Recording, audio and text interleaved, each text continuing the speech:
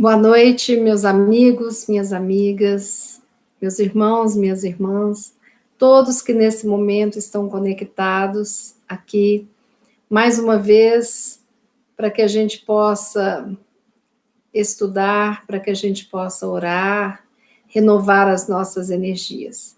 Muito obrigada a todos. Obrigada pela participação, pelo apoio. Obrigada a cada um de vocês que tem se mantido tão constantes nesses momentos de oração, nos ajudando a elevarmos o nosso pensamento a Deus e somarmos as nossas energias positivas para que elas possam nos abençoar, mas também envolver aqueles irmãos que estão precisando muito, muitos irmãos fragilizados, muitos irmãos doentes. Então, nós precisamos de estar com a nossa esperança bem ativa, bem ligada, né? E nesse momento que a gente une as nossas energias, nós doamos o nosso melhor. E com certeza as nossas preces sobem ao alto, são recebidas pelo Pai, e Ele devolve, sim, todas as respostas para as nossas perguntas, todas as bênçãos para os nossos pedidos. Então, estejamos conectados com muita fé neste momento.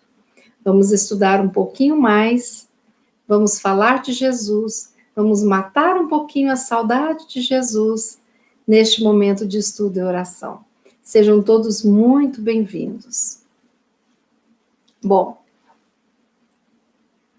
o estudo da noite de hoje, ele é uma passagem do Evangelho de Lucas.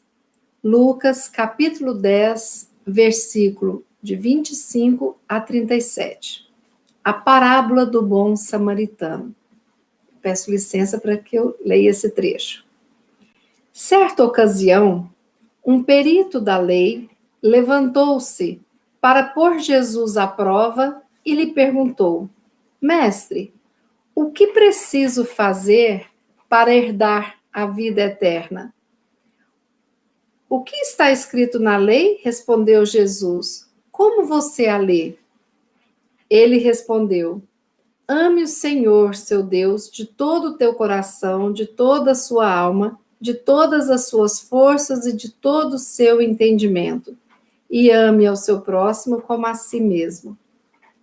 Disse Jesus: Você respondeu corretamente. Faça isso e viverá.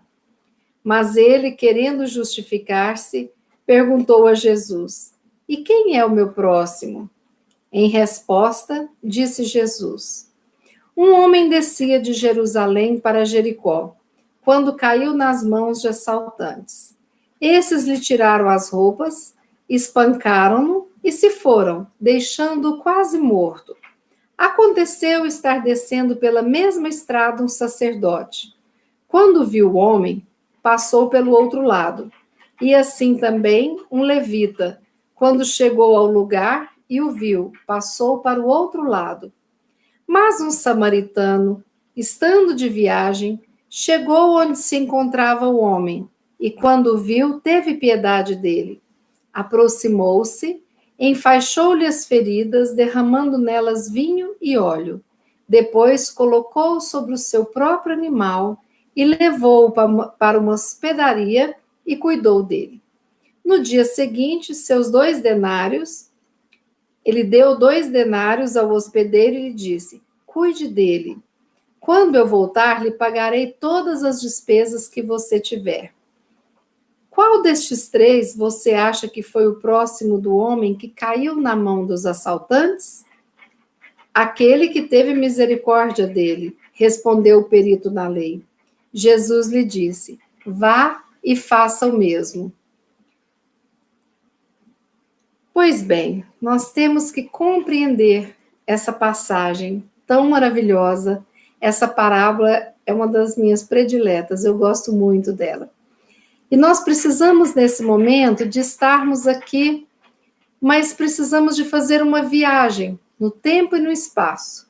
Precisamos voltar lá na época de Jesus, compreender mais ou menos como que as coisas estavam, como era aquela sociedade da época, para que a gente possa entender verdadeiramente os significados das palavras de Jesus.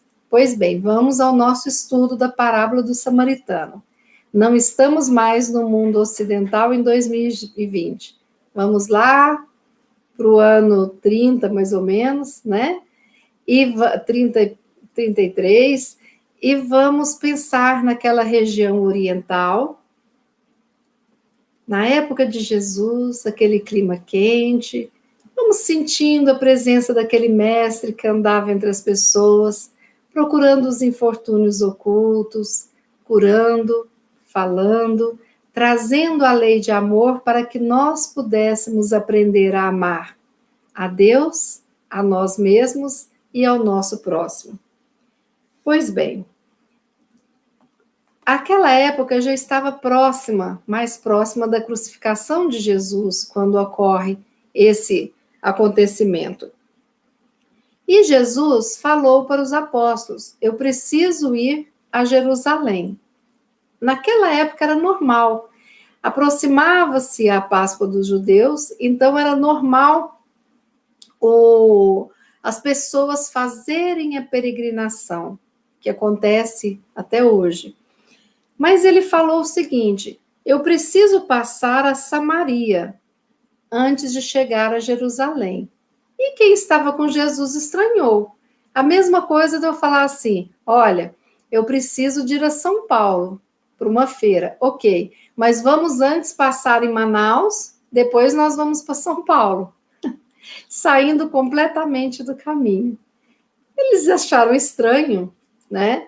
Mas Jesus era Jesus, era o mestre. Então, resolveram seguir o desejo de Jesus. Conhecendo o mestre, sabiam que havia um motivo, nem questionavam, mas eles sabiam que ali existia um forte motivo para Jesus dar a volta e passar por Samaria.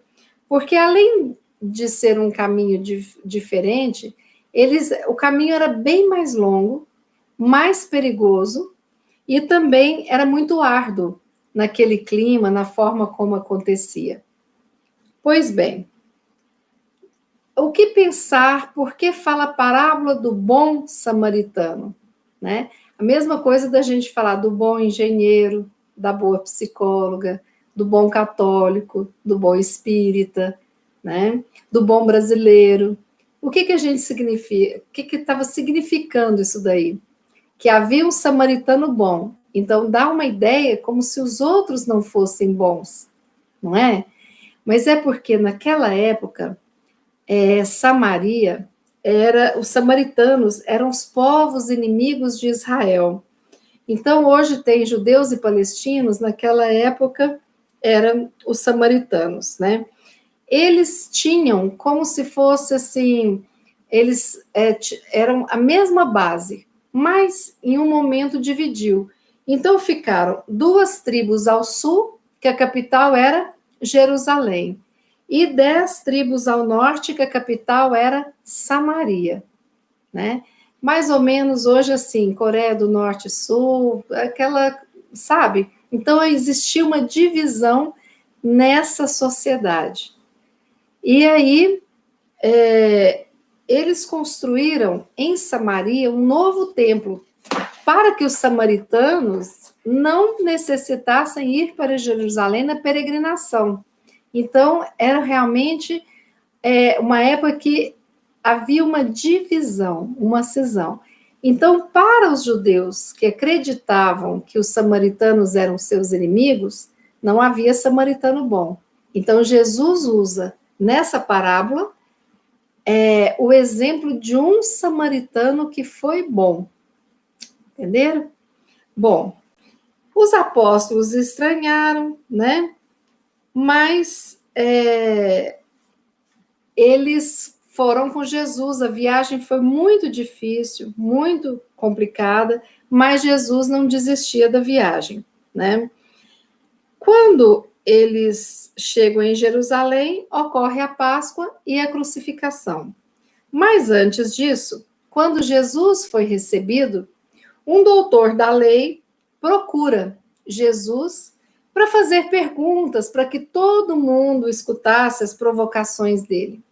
E esse fala: mestre, o que preciso fazer para herdar a vida eterna? E Jesus responde, já que ele era um doutor da lei, né? Ele precisava de saber a resposta. E ele responde corretamente. E aí, o que acontece? Ele pergunta qual que é, né? Pede para resumir, né? O maior mandamento: amar a Deus, amar ao próximo, como a si mesmo. Ele sabia as respostas. Então, o coitadinho desse doutor da lei não sabia. Na sua arrogância de achar que era melhor que os outros porque estudava a lei, ele não sabia que estava ali conversando com o governador do planeta.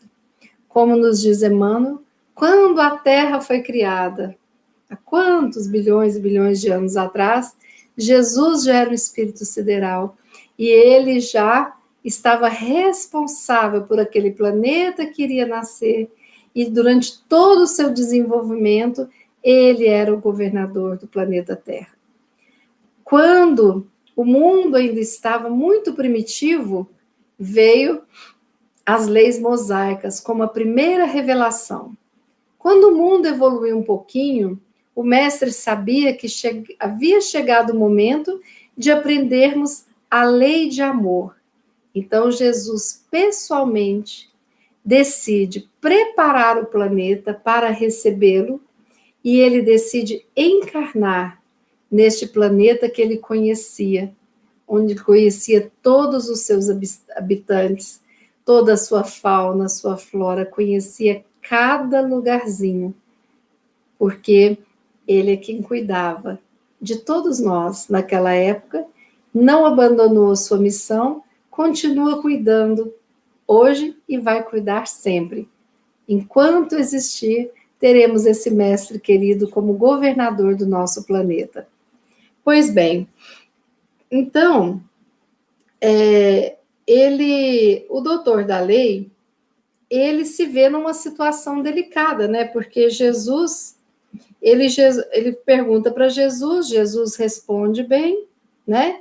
E aí ele perguntou, né? Ele querendo justificar quem é o meu próximo. Mais uma vez tentando testar Jesus, porque ali, dependendo do que ele falasse, era uma afronta. E para responder, Jesus conta a parábola do bom samaritano. Quando a gente vê a parábola, olhem bem, um homem descia de Jerusalém para Jericó. Bom, Jericó ficava próximo a Jerusalém. Jerusalém era uma cidade tida como uma cidade mais religiosa, uma cidade sagrada. E Jericó era a cidade mais populosa, onde aconteciam as festas, era uma cidade grande naquela região, né? Então, o homem descia de Jerusalém para Jericó. A gente pode até dar a entender que, voltando de Jerusalém, esse homem já havia participado de todos os eventos religiosos, já havia orado, né? Então, ele saía de Jericó para adentrar no mundo mais material, digamos assim. Então, esse homem saía de Jerusalém para Jericó. Quando caiu nas mãos de assaltantes, eles lhe tiraram as roupas, espancaram-no e se foram, deixando quase morto. Então, foi um assalto muito violento que esse homem sofreu, né? E ele estava lá na beira do caminho. E assim, também, quando aconteceu de estar descendo nessa mesma estrada um sacerdote. Quando viu o homem, ele passou pelo outro lado.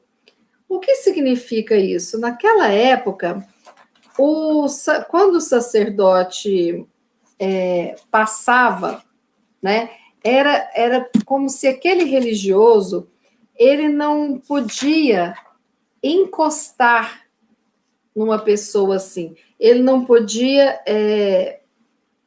porque é como se ele ficasse, ele não podia tocar nenhum cadáver. Então, na dúvida se ele estava vivo ou morto, que é como se ele ficasse impuro. Então, ele olha e passa direto. Aí, vem um levita, né? E o levita faz a mesma coisa. O levita era como se fosse um ajudante do sacerdote, né? Então, ou seja, ele poderia, mas ele não seguia a sua religião. E aí o que aconteceu? Passava pelo caminho, não fala se estava subindo ou descendo, um samaritano. Então Jesus fala: mais um samaritano, estando de viagem, chegou onde se encontrava o homem, e quando o viu, teve piedade dele. Pense, estava saindo e aquele homem estava quase morto, espancado, maltratado. Aquele samaritano, naquele momento, ele não quis saber se ele era judeu, se ele era qual que era a profissão dele, nada, ele não sabia nada daquele homem. Ele teve piedade, ou seja, ele teve ali uma ação movido pela empatia, de se colocar no lugar daquele que estava ali todo machucado e que, se não fosse cuidado, iria morrer. Estava gravemente enfermo. Naquele momento, ele não pensou em nenhum preconceito, ele não quis saber de qual tribo ele era, para depois poder ajudar. Ele via que era um ser humano precisando de ajuda. Pois bem, aproximou-se, enfaixou-lhe as feridas, derramou nelas vinho e óleo, que usava na época, né, esse óleo, aquele azeite curador, depois colocou sobre o seu próprio animal e levou-o para uma hospedaria e cuidou dele. Então, esse samaritano, ele não despejou aquele homem na hospedaria, não. Ele levou para a hospedaria e cuidou dele. Depois começa no dia seguinte, ou seja, ele passou a noite cuidando daquele estranho que ele achara na estrada. No dia seguinte, ele deu 2 denários, que era o dinheiro da época, ao hospedeiro e lhe disse: cuide dele. Quando eu voltar, lhe pagarei todas as despesas que você tiver com ele. Então, o serviço completo. Ele fez a sua parte, ele enxergou um homem ferido que precisava de ajuda, ele coloca no seu próprio animal e aí ele o leva a uma hospedaria, cuida dele durante a noite e só parte no dia seguinte, deixando o hospedeiro cuidar dele, deixa um dinheiro adiantado para que na volta ele pudesse cuidar e perceber como que ele estava, mas ele tinha que seguir a viagem que ele estava falando.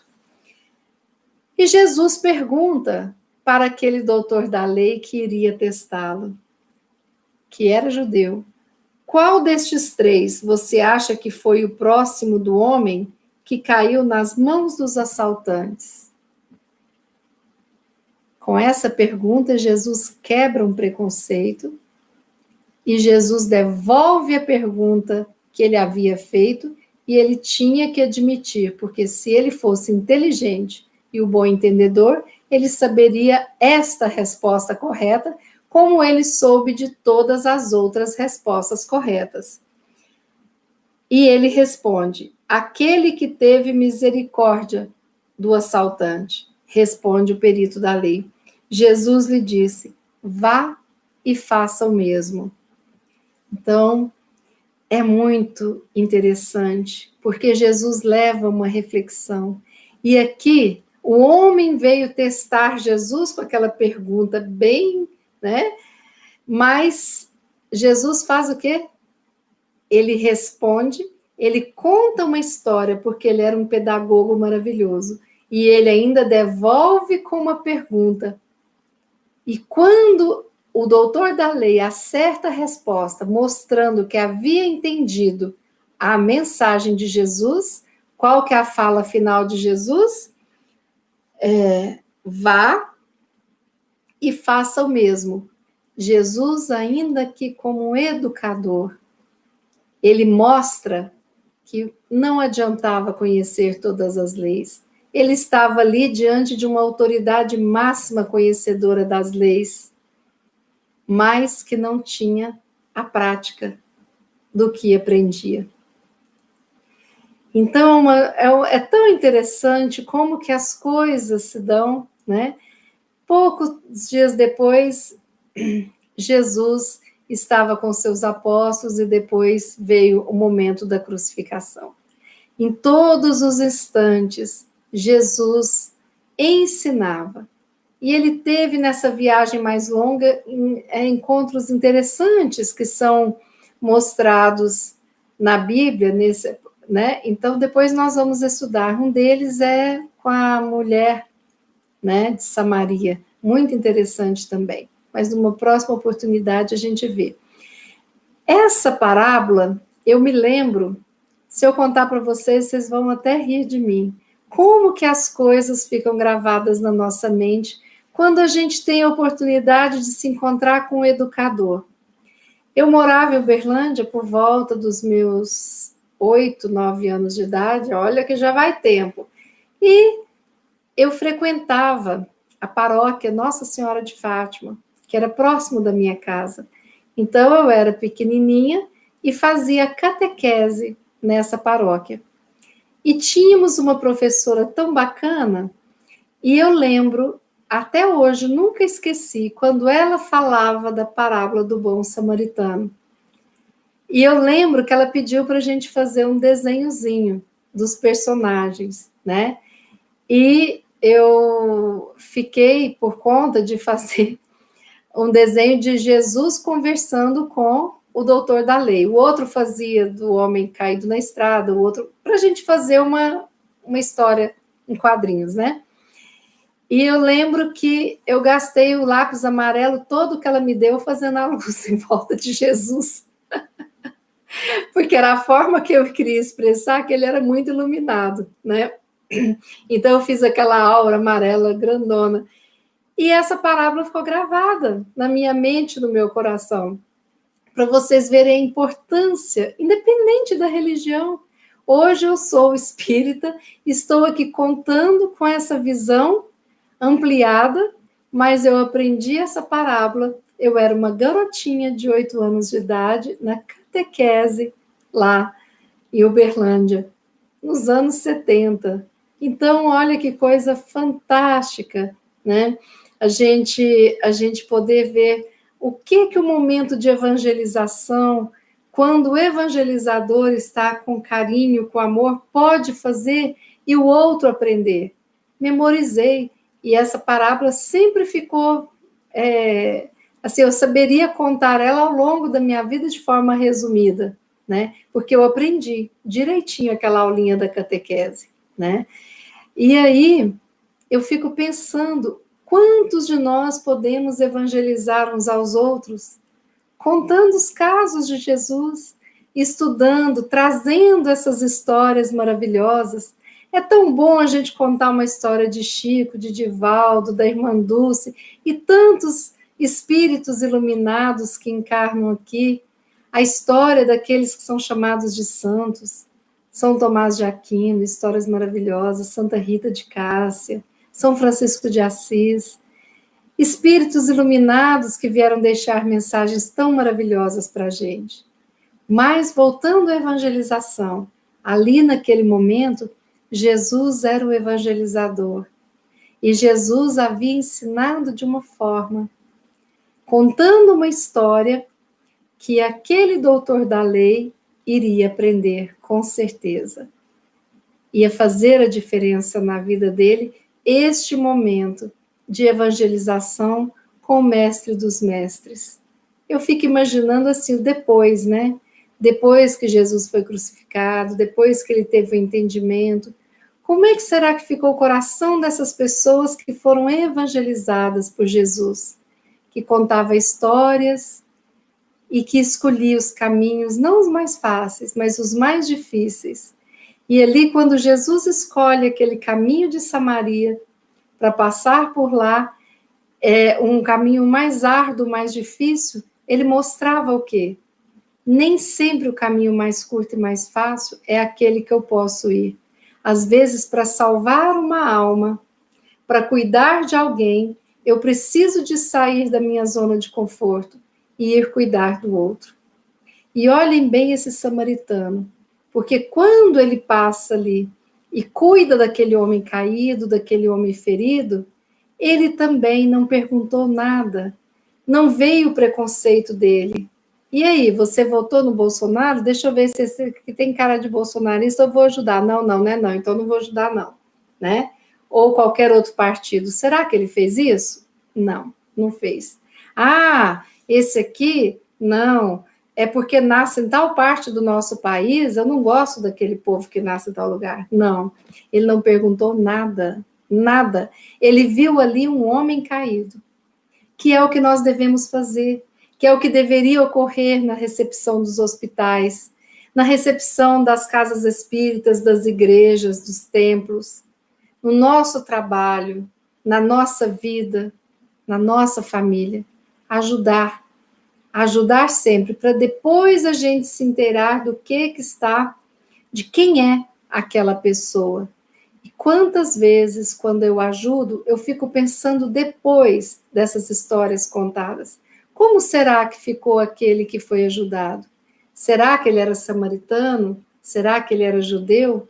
Como que ficou a visão dele? E se ele fosse um judeu preconceituoso, saber que quem salvou a vida dele foi um samaritano bondoso.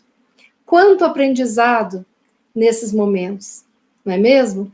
Então, a nossa vida está repleta de aprendizados. Nós temos que ter a disponibilidade para querer aprender. E mais outra coisa, Jesus, no final, ele fala, vá e faça o mesmo. O que ele pede? Que o doutor da lei evangelize, mas também que o doutor da lei, ele seja como foi o bom samaritano para o seu próximo. E quem que é o nosso próximo? Nós aprendemos que o nosso próximo é qualquer um que se aproxima de nós. Então, nós temos próximos encarnados e nós temos próximos desencarnados, não é mesmo? E nós temos próximos que são muito amados por nós e temos próximos que a gente não engole, não é mesmo? Digamos, numa sessão de trabalho, eu tenho aquele colega que eu tenho uma afinidade imensa, que eu gosto muito, e tenho aquele que eu tenho uma dificuldade de convivência, que eu não vou com a cara, né? E aí, será que quando eu sou solicitada para ajudar aquele que eu não vou muito com o jeitinho dele, eu ajudo da mesma forma do que aquele que eu admiro muito? Será que nós já fazemos isso? Eu acredito que não. Será que quando nós estamos fazendo uma oração, nós fazemos da mesma forma para alguém que eu não conheço, para alguém que eu conheço? Não. Isso significa que nós ainda estamos no caminho do amor. Um dia perguntaram a Francisco de Assis, Pai Francisco, como que será que vai ser esse momento, o amor universal que o senhor tanto fala?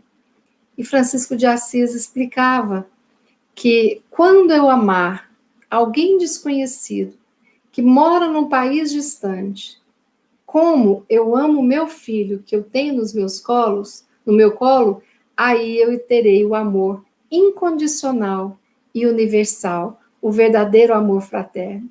Daí a gente pode imaginar o quanto de estrada nesse caminho evolutivo nós ainda temos que caminhar, não é mesmo?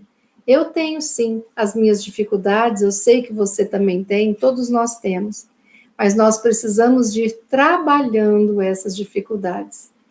E quantas vezes a gente não cai do cavalo, não é mesmo? Por que a gente cai do cavalo? Porque nós queremos escolher e estar sempre no comando, acreditando que nós somos sábios o suficiente para saber tudo que é melhor para nós. Ou seja, nós às vezes temos o narizinho empinado, porque nós não temos todas essas respostas. Por vários motivos. Primeiro, porque eu não sei de todas as minhas vidas passadas. Então, muitas vezes, eu vou renascer aqui, perco a minha memória das vidas passadas, por misericórdia divina, e não sei exatamente pelo que eu vou ter que passar. Pensa se eu tenho a consciência, pelos 10, 11 anos de idade, de todas as dificuldades que eu vou passar. Não. Talvez eu não desse conta. Então, chega de uma a uma, e eu vou lidando com cada uma, sempre sob o amparo divino. Não é mesmo? E aí, eu não sou ninguém para julgar ninguém, porque eu não sei da trajetória que essa pessoa fez. Eu não sei nem da minha trajetória. Então, às vezes, nós achamos que sabemos escolher o melhor para nós. Não. Nós sabemos que o que nós devemos buscar e escolher. Mas sempre que nós temos uma pitadinha de preconceito, uma pitadinha de egocentrismo, de orgulho, de vaidade, de egoísmo, nós não estamos fazendo exatamente a mesma escolha. Quando a gente pensa nessa época dessa pandemia, a gente pensa, mas por que que Deus permitiu isso, né, no mundo? Ele permitiu, porque não é castigo, é aprendizado. E nós não podemos ser tolinhos e não aprender com este momento. Um dos grandes aprendizados está sendo a gente trabalhar o nosso controle. Por quê? Porque nós não estamos com controle de nada. Nós esperamos a notícia do dia seguinte para ver o que vai acontecer. Né? É como se nós estivéssemos assim, no aguardo, aguardando para depois tomarmos a decisão. Se vocês me perguntarem que dia que você vai voltar a trabalhar no seu local de trabalho, eu digo, não sei. Irei quando estiver segura. Até lá, trabalharei de casa, como eu estou fazendo, né? Quando que vai ser isso? Não sei. E para gente que é bem controlador, essa ansiedade de não saber mata a gente, né? A gente fica muito preocupado. Mas aí nós temos que lembrar o quê? Dos ensinamentos que a gente aprende. Somando desde quando a gente era criancinha até agora os nossos estudos recentes. Quem é que está no comando? Nosso Pai, Deus. Quem é Ele? Amor, bondade e justiça. Estamos todos vivendo e nascendo onde precisamos. Todos nós que estamos vivenciando este momento, fomos convocados e aceitamos a convocação e outros o convite para vivenciarmos essa época que vai marcar a humanidade. Porque nós estamos vivenciando um diferencial que está sendo usado para trabalhar e transformar este mundo de provas e expiações em um mundo de regeneração. E o que é esse mundo de regeneração? Onde o amor vai imperar. Eu outro dia assisti uma palestra da Maís Braga e ela contava que na década de 70, em 76 mais ou menos, o seu Mário e a dona Irene foram até o Chico convidá-lo para vir para Brasília para participar de um evento aqui. Eles haviam fundado a Comunhão Espírita de Brasília.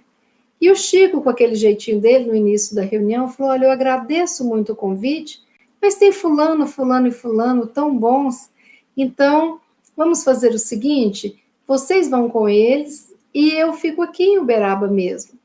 E lá estava o seu João Nasser e a esposa dele, que também eram amigos de longa data. Mas durante a reunião, o Chico tinha comando de alguma coisa? Não, ele obedecia. Emmanuel fala, é para você ir. Você tem que ir para Brasília, você vai com eles. Aí o Chico chegou e falou, olha, Emmanuel está pedindo para eu ir, então nós vamos.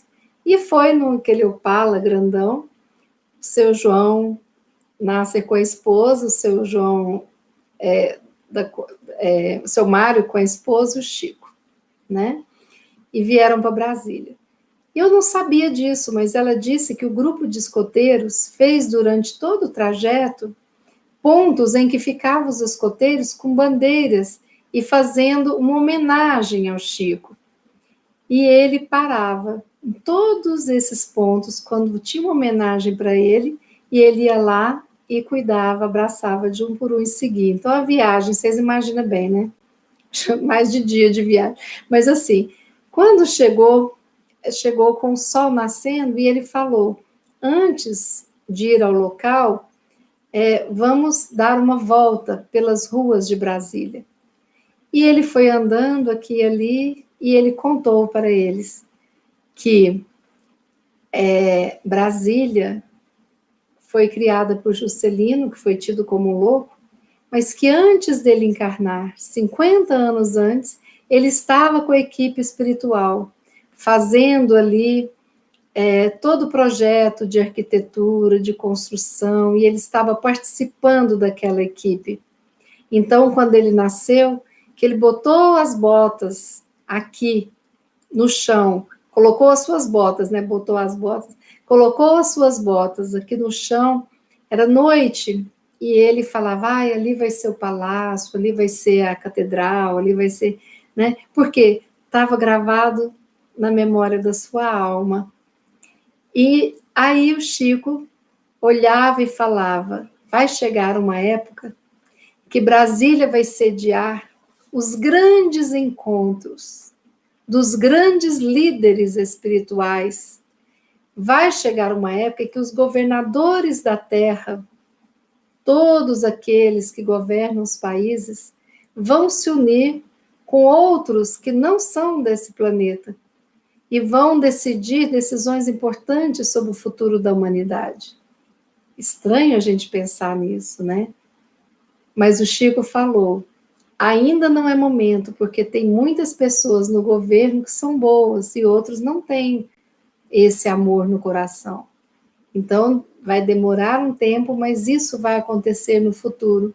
Brasília como a sede da reunião de várias pessoas decidindo, né, as melhores formas e muitos planos para o futuro da humanidade. E Chico ainda complementa, e nós todos temos uma missão com essa cidade.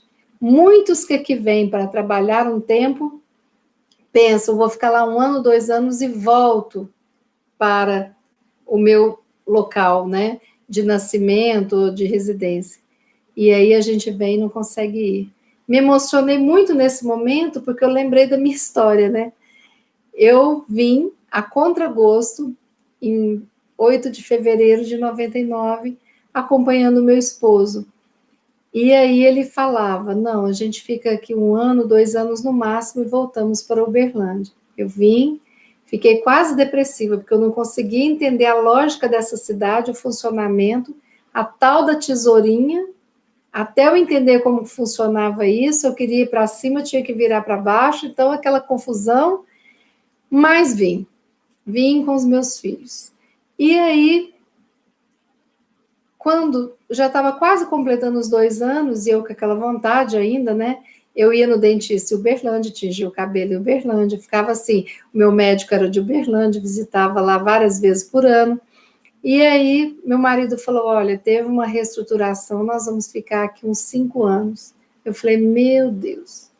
Aí, eu comecei a ficar, me entrosei com a casa espírita que eu frequento, o Centro Espírita Paulo de Tarso, fui fazendo amigos na vizinhança, amigos com os colegas dos meus filhos da escola, e fui ficando, fui aprendendo a gostar da escola. Quando deu a época dos 5 anos para voltar, meu coração já não estava querendo voltar. E aí, eu lembrava de algumas pessoas falando, Brasília você vai ver, ou você ama ou você odeia. Que nada.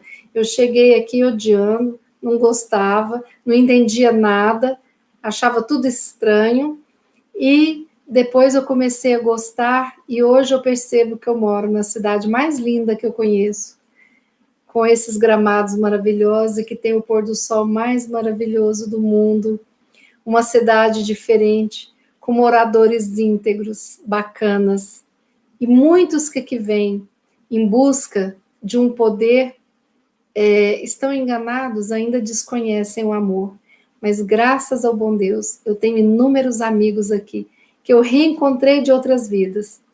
Foram reencontros. E tem amigos que eu vou levar para todas as minhas vidas futuras também. E aí, lembrando do Chico, falando aquilo ali, eu penso, olha o amparo divino. Em 76, Chico falava coisas, e ele foi falando muitas coisas depois que aconteceram, que Emmanuel contava para ele, e eu falei, que coisa fantástica. Olha o amparo divino, tudo planejado, programado. E tem notícias de que ele quer reencarnar no Brasil de novo e que quer exercer um cargo, né, no governo, sim, brasileiro, para ajudar a alavancar o Brasil, né? Os planejamentos que são divinos, nós não sabemos dizer. Muitas vezes a gente não percebe, mas a gente sabe que estamos no lugar certo, no momento certo. Eu precisava de vivenciar essas décadas da minha vida, 2 décadas se passaram aqui. Meus filhos se casaram aqui, residem aqui, e hoje o meu coração está nessa cidade. Embora eu tenha aquele coraçãozinho que nunca vai se apagar na minha cidade natal, que eu amo. Tenho amigas que eu tenho há mais de 40 anos, tenho amigas de 50 anos, e amo demais. Mas eu sinto que eu tenho um compromisso com essa cidade, que se tornou a minha cidade. Isso é maravilhoso. Então, as fronteiras não existem. O que nós precisamos é de trabalhar os nossos preconceitos. E quando estivermos em momentos difíceis, nós temos que buscar o conteúdo interno que está gravado na nossa alma para que facilite a nossa caminhada. Como eu, aos 8 anos, memorizei com a minha alma a parábola do bom samaritano, quantas outras mensagens nós podemos memorizar? Olhem que oportunidade maravilhosa este canal de estudo e oração tem nos dado, com leituras de livros maravilhosos, livros espíritas aprovados pela doutrina, e que nos dão ensinamentos e nos colocam essa bagagem emocional e espiritual. Não é para ficar guardada mofando, é para que a gente utilize em todos os momentos em que a dor nos visita, a angústia nos visita, a doença nos visita. Então, o que devemos fazer? Nós devemos ajudar o próximo, sempre. E o que mais? Ajudar a nós mesmos nos nossos momentos. Nós devemos de amar, não nos julgarmos, sermos mais amorosos, compreendermos mais os nossos erros. Eu tenho coisas que eu fiz que eu tenho muita vergonha hoje, erradas. Eu tenho vergonha de gritos que eu dei, eu tenho vergonha de impaciências que eu tive, sabe? Eu tenho vergonha de julgamentos que eu fiz, de papéis que eu não cumpri bem, mas ao mesmo tempo eu sei que naquela época eu acreditava que estava fazendo o melhor. Era ignorância.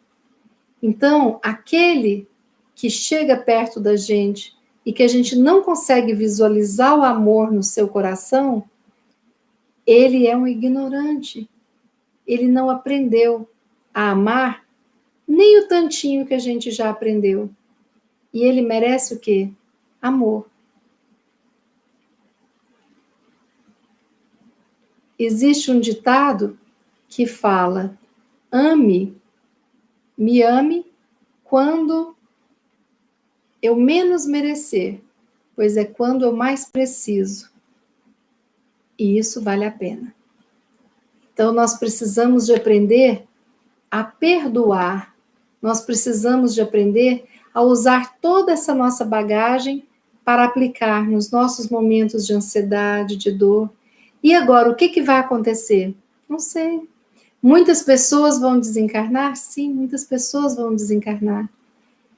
E Divaldo nos relata, para tranquilizar o nosso coração, que os nossos irmãos que estão desencarnando estão sendo recebidos com muito amor no plano espiritual. Muita gratidão das equipes por terem aceitado, né? estar vivenciando este momento com a humanidade. Se nós vamos desencarnar, não sei, mas que tenhamos um bom desencarne. Se nós vamos viver, quero, desejo, acredito. Não me vejo contaminada, não me vejo desencarnando, não. A esperança habita meu coração, a vontade de viver, sim. Então, eu não me desespero, eu me entristeço, olhando o que os nossos outros irmãos passam. Eu choro quando vejo a entrevista de uma mãe que perdeu seu filho e não pôde se despedir, com um beijo, um abraço. Sim, eu choro. Eu choro quando vejo as pessoas em filas longas de centenas de pessoas para poder fazer um teste, para poder pegar R$ 600. Sim, então nós vemos muitas mazelas, mas neste momento eu preciso de acreditar que Deus provê amor e que Deus está no comando e que a dor é o último recurso de aprendizagem que Ele utiliza para nos levar por um caminho que nós precisamos de seguir. Se nós estamos sendo cerceados, se nós estamos tendo essa cerquinha que nos impede de ir para onde a gente quer, nós precisamos de compreender que é chegada a hora da escolha do caminho que eu devo conduzir. Qual caminho vai ser o melhor para mim? E para que essa escolha seja consciente, eu preciso de compreender o que cada caminho me oferece na vida. Quantos aprendizados nós podemos ter nessa época de pandemia? Nós podemos aprender a orar, se não o fazíamos. Nós podemos aprender a ler mensagens edificantes, se não tínhamos esse hábito. Nós podemos assistir os vídeos que são ofertados, que tratam da nossa mente, do nosso corpo, do nosso espírito. Nós podemos lembrar das pessoas que necessitam da nossa ajuda física e moral. Nós precisamos de ir atrás dos infortúnios ocultos, daqueles que não estão nas pontes, nas estradas, mas que estão com renda zero, necessitando de um auxílio nesse momento. Nós temos que saber quem nós podemos ajudar neste momento. E nós precisamos de estar atentos aos nossos valores, aos nossos conceitos, aos nossos preconceitos, para que a gente possa trabalhar o mal que existe dentro de nós ainda e enxergarmos aquele que foi assaltado como nosso irmão, sem perguntar qual é a sua casta, qual a sua profissão, quem é você. É um ser humano e por isso merece ser amado. Que nós possamos amar aqueles que nos cercam com todo carinho, com toda dedicação, porque o amor, ele implica em dedicação. É impossível amar sem se dedicar. Impossível. Então, que nós possamos refletir sobre essa mensagem da noite de hoje. Quem somos nós? Se fôssemos o assaltado, como reagiríamos a essa ajuda? E a gratidão? Seríamos ingratos de não agradecer? Ou somos gratos por todos aqueles que nos ajudam em algum momento? Somos gratos onde os defeitos de quem ajuda ficam em 10º plano, mas a bondade que ele faz para com a gente se destaca. Será que nós somos o bom samaritano ou somos o mal religioso? Quem somos nós nas estradas da vida? Esse papel nós precisamos assumir. Essa decisão é nossa. Que possamos ser como os bons samaritanos, como o bom samaritano foi, que possamos seguir Jesus e diante de qualquer dúvida nos remetermos a Ele. Confiemos no Pai, que nos enviou Jesus para governar o nosso planeta Terra. Confiemos em Jesus, que trouxe inúmeros amigos, seguidores, espíritos de luz para nos mostrar o que é viver o cristianismo com toda a sua força. Confiamos nesses espíritos iluminados que vieram nos dar a honra de habitarmos a mesma escola de aprendizado. Confiemos nos nossos familiares que nos acolhem na família. Agradeçamos aos nossos antepassados que permitiram que a gente tivesse a vida que a gente tem e que a gente precisa para evoluir. Agradeçamos ao nosso anjo da guarda, esse espírito querido que nos acompanha mesmo antes de encarnarmos nessa vida. Agradeçamos os amigos queridos que são colocados na nossa estrada, que já conhecemos de tantas vidas e que escolhemos para viver, que são como irmãos. Agradeçamos as pessoas difíceis, que são nossos professores de paciência, de bondade, de perdão, de resignação e de esperança.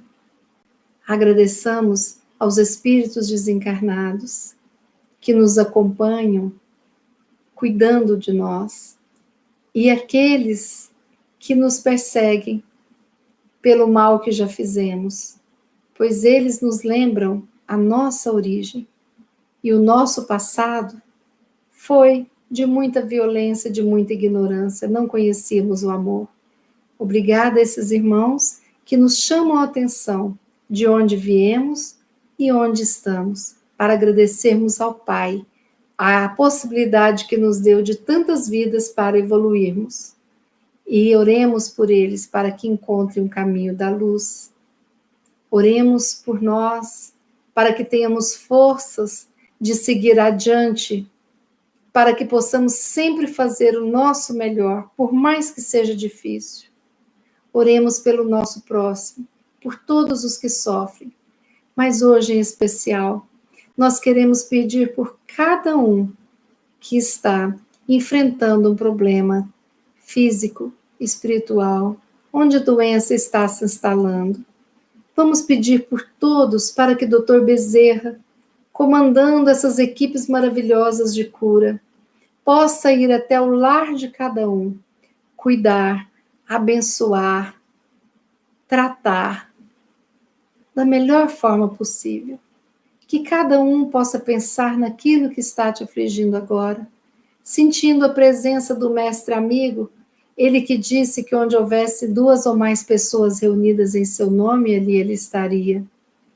Jesus está conosco e temos a bondade de Dr. Bezerra, comandando tantas equipes de cura, tantos médicos, tantos mentores maravilhosos, indo em cada lar, em cada coração oprimido. Não peçamos que nos tire da prova, não. Peçamos força, peçamos cura, saúde, bondade. Vibremos aquela cura não apenas do nosso corpo físico, mas a cura do nosso espírito, de todo sentimento de maldade. Assim estaremos próximos desse mestre querido. E que possa cada um de vocês sentirem-se abraçados por esses mentores queridos que estão nos envolvendo neste momento. Sintam-se fortalecidos, não desistam jamais. Todas as dificuldades passam, toda doença passa, toda dificuldade financeira vai passar. Essa vida vai passar. Outras vidas maravilhosas virão, outros aprendizados virão. Que possamos continuar encarnados, felizes e gratos, com o desejo de fazermos o melhor pelos nossos irmãos, mas também por nós. Cuidemos da nossa saúde física e espiritual, para que possamos seguir por muitos e muitos anos neste trabalho bendito da Seara, e que possamos juntos aprender e seguirmos juntos nessa estrada evolutiva, sendo coleguinhas. É muito bom ter vocês como coleguinhas, então sigamos juntos, para que a gente, numa próxima vida, possa vir juntos também nessa missão de estudarmos, de orarmos, de evoluirmos, de nos conhecermos melhor e de conhecermos melhor aqueles que convivem conosco. Vamos fazer a oração que Jesus nos ensinou para que a gente finalize o nosso momento de estudo e oração e agradecer por estarmos aqui conectados. Pai nosso que estais nos céus, santificado seja o vosso nome. Venha a nós o vosso reino, seja feita a vossa vontade, assim na terra como no céu. O pão nosso de cada dia dai-nos hoje, Senhor. Perdoai as nossas dívidas, assim como nós perdoamos aos nossos devedores. E não nos deixeis cair em tentações, mas livrai-nos de todo o mal. Obrigada, Pai. Obrigada, Jesus. Obrigada, Mãe Santíssima. Com essa prece, nós finalizamos mais um momento de estudo e oração. Obrigada a você que ficou comigo este tempão, 50 e poucos minutos, que a gente estuda, a gente fala, a gente conta um caso, e assim nós ficamos juntinhos, trocando essa energia maravilhosa. E todos nós recebemos essas energias salutares, e que bom que nós podemos também doar um pouquinho de nós, da nossa luz, para aqueles que estão necessitando mais ainda deste aconchego do que nós. Que o nosso Mestre Jesus nos ampare, nos abençoe, tenhamos uma noite maravilhosa de descanso, de paz e de harmonia, e que amanhã, sob o alvorecer de um novo dia, nós possamos agradecer a chance de um novo dia para fazermos algo diferente, que possa nos ajudar na nossa evolução e ajudar o nosso próximo.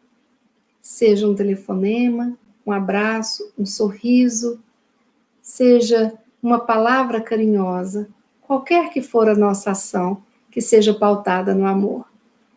Boa noite, amigos. Obrigada pelas mensagens carinhosas no chat, obrigada pelas mensagens no WhatsApp, obrigada pelas curtidas, obrigada por se inscreverem no nosso canal, obrigada por estarmos aqui juntinhos e proporcionarem este momento de comunhão, de amor, de paz e da alegria de estarmos juntos, através dos nossos sentimentos, da nossa energia. Deus nos abençoe a todos. Fiquemos em paz. Uma boa noite a todos.